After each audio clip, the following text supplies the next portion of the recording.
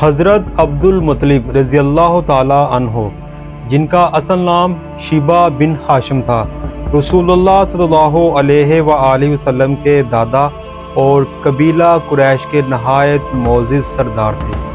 ان کا نسب یوں ملتا ہے: شیبہ بن ہاشم بن عبد مناف بن قسی بن کلاب۔ ان کی پیدائش یثرب یعنی موجودہ مدینہ منورہ میں ہوئی۔ ان کے والد حضرت ہاشم تجارت کے سلسلے میں شام کے سفر پر تھے کہ غزہ فلسطین میں ان کا انتقال ہو گیا، جبکہ حضرت عبد المطلب ابھی اپنی والدہ حضرت سلمہ بنت عمرو کے بطن میں تھے۔ والد کی وفات کے بعد ان کی والدہ انہیں اپنے خاندان بنو نجار کے پاس مدینہ میں لے آئیں، جہاں ان کی پرورش ہوئی۔ پیدائش کے وقت ان کے سر پر چند سفید بال تھے، اس لیے ان کا نام شیبہ رکھا گیا، جس کے معنی سفید بالوں والوں کے ہیں۔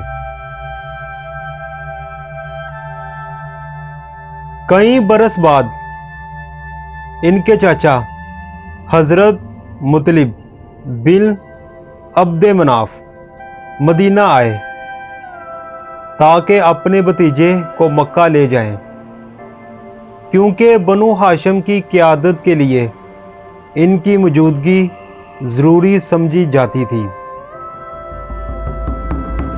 جب حضرت مطلب شیبہ کو اپنے ساتھ اونٹ پر بٹھا کر مکہ میں داخل ہوئے تو لوگوں نے یہ گمان کیا کہ شاید یہ ان کا غلام ہے، اس لیے وہ کہنے لگے یہ عبد مطلب ہے، اگرچہ حضرت مطلب نے لوگوں کو بتایا کہ یہ ان کا غلام نہیں ہے بلکہ بھتیجا ہے، لیکن یہی لقب اتنا مشہور ہو گیا کہ پوری دنیا میں انہیں حضرت عبد المطلب کے نام سے جاننے لگی۔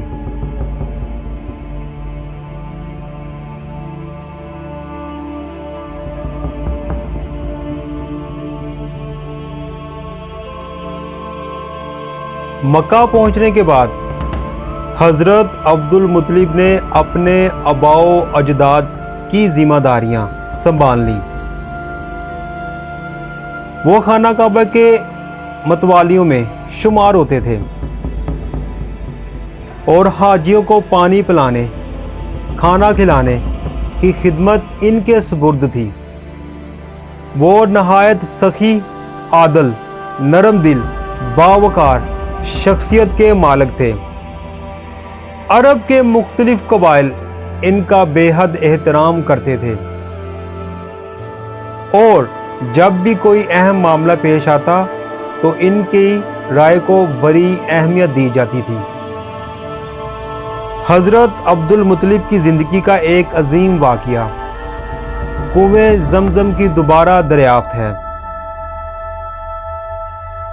کئی صدیوں سے زمزم کا کنواں مٹی تلے دبا ہوا تھا۔ اس کا صحیح مقام لوگوں کی نظروں سے اوجھل ہو گیا۔ اللہ تعالیٰ نے حضرت عبد المطلب کو مسلسل خوابوں کے ذریعے اس مقام کی نشاندہی فرمائی۔ انہوں نے خوابوں پر یقین کرتے ہوئے خانہ کعبہ کے قریب کھدائی شروع کی۔ قریش کے بعض لوگوں نے ان کی مخالفت کی اور انہیں روکنے کی کوشش کی، لیکن انہوں نے ہمت نہ ہاری، بالآخر اللہ تعالیٰ نے ان کے ہاتھوں سے کنواں زمزم دوبارہ ظاہر فرما دیا۔ اس طرح حاجیوں کو دوبارہ زمزم کا پانی میسر آیا اور حضرت عبد المطلب کی عزت و عظمت میں مزید اضافہ ہو گیا۔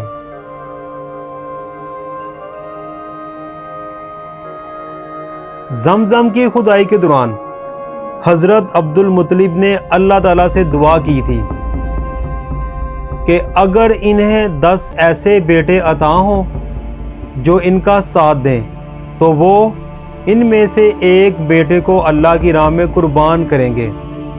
وقت گزرنے کے ساتھ ان کے 10 بیٹے ہو گئے، جب انہوں نے اپنی نظر پوری کرنے کا ارادہ کیا تو قرعہ اندازی کی گئی اور ہر قرعہ ان کے سب سے محبوب بیٹے حضرت عبداللہ کے نام نکلا، جو بعد میں رسول اللہ صلی اللہ علیہ وآلہ وسلم کے والد بنے۔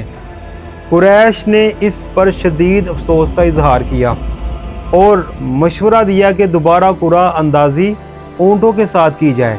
ہر مرتبہ اونٹوں کی تعداد بڑھائے گی، یہاں تک کہ 100 اونٹوں پر قرعہ اونٹوں کے نام نکلا۔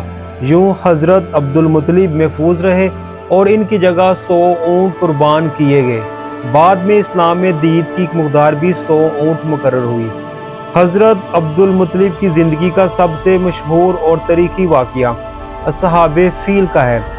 یمن کے بادشاہ ابراہہ نے خانہ کعبہ کو گرانے کے ارادے سے ایک عظیم لشکر اور ہاتھیوں کے ساتھ مکہ پر حملہ کیا۔ اس لشکر نے راستے میں حضرت عبد المطلب کے 200 اونٹ بھی پکڑ لیے۔ حضرت عبد المطلب ابراہہ کے پاس گئے تاکہ اپنے اونٹ واپس لے سکیں۔ ابراہہ نے حیرت سے پوچھا کہ میں تمہارے مقدس گھر کو گرانے آیا ہوں اور تم صرف اپنے اونٹوں کی بات کر رہے ہو۔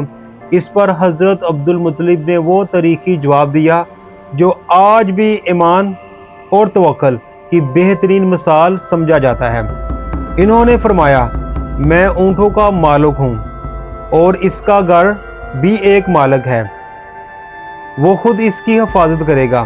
اس کے بعد وہ خانہ کعبہ کے پاس آئے، اللہ تعالیٰ سے دعا کی اور مکہ والوں کو پہاڑوں کی طرف جانے کا حکم دیا۔ پھر اللہ تعالیٰ نے ابابیل پرندوں کو بھیجا جنہوں نے کنکریاں برسا کر ابراہہ کے لشکر کو تباہ کر دیا۔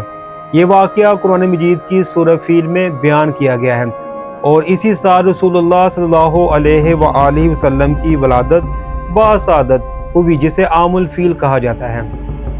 جب رسول اللہ صلی اللہ علیہ وآلہ وسلم کے والد حضرت عبداللہ کا انتقال ہو گیا اور پھر آپ صلی اللہ علیہ وآلہ وسلم کی عمر تقریباً 6 سال تھی تو والدہ حضرت آمنہ رضی اللہ تعالی عنہا کا بھی انتقال ہو گیا۔ اس کے بعد حضرت عبد المطلب نے اپنے پوتے محمد صلی اللہ علیہ وآلہ وسلم کی کفالت اپنے ذمے لے لی۔ وہ آپ سے بے حد محبت کرتے۔ خانہ کعبہ کے صحن میں ان کے لیے ایک خاص بستر بچھایا جاتا جہاں کسی اور کو بیٹھنے کی اجازت نہ تھی، لیکن جب ننھے محمد وہاں تشریف لاتے تو عبد المطلب انہیں محبت سے اپنے پاس بٹھا لیتے، فرماتے میرے اس بیٹے کو نہ روکو، اس کی شان بہت بلند ہوگی۔ حضرت عبد المطلب کے کئی بیٹے اور بیٹیاں تھیں۔ ان کے مشہور بیٹوں میں حضرت عبداللہ، حضرت ابو طالب، حضرت حمزہ، حضرت عباس، حضرت ابو لہب، حضرت زبیر، حضرت حارث، حضرت زرار، حضرت مقوم، حضرت حجل شامل ہے، جبکہ ان کے بیٹیوں میں حضرت حفصہ، حضرت عاتقہ، حضرت امیمہ، حضرت برہ، حضرت عروہ رضی اللہ تعالی عنہا شامل ہے۔ رسول اللہ صلی اللہ علیہ وآلہ وسلم کی عمر تقریباً 8 برس تھی جب حضرت عبد المطلب کا انتقال ہو گیا۔ وفات سے پہلے انہوں نے اپنے بیٹے حضرت ابو طالب کو وصیت کی کہ وہ رسول اللہ صلی اللہ علیہ وآلہ وسلم کی حفاظت کریں اور ان کی پرورش اور ان کی کفالت کریں۔ حضرت عبد المطلب کی پوری زندگی اللہ تعالیٰ پر کامل بھروسہ، خانہ کعبہ کی خدمت، حاجیوں کی مہمان نوازی، عدل و انصاف پر گزری۔